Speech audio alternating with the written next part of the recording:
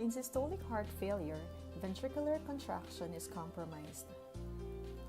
This may be caused by any condition that weakens the heart muscle or creates more difficulty for the ventricle to pump. The most common include coronary artery disease or ischemic heart disease and its consequences. Plaque buildup narrows the coronary artery, reducing blood supply to the heart muscle. Complete blockage can cause heart attacks, which often leave behind non-functional scar tissue.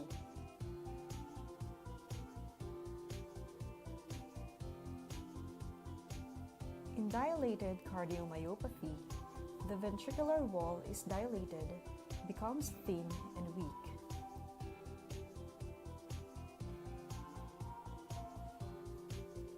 The higher systemic pressure in hypertension makes it harder for the ventricle to eject blood.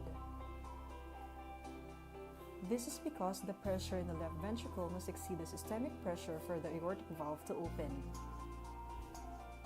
Another one is valvular heart disease. Damage to the valve, such as stenosis, also makes it more difficult for the ventricle to pump. The effectiveness of ventricular contraction is measured by the ejection fraction. Typically, the left ventricle is filled with about 100 ml of blood, but only 60 ml is ejected during contraction. This corresponds to an ejection fraction of 60%, wherein the normal range of ejection fraction is between 50 and 70. When ventricular contraction is impaired, the volume of ejected blood is reduced, and so is the value of ejection fraction. In systolic heart failure, it drops below 40%.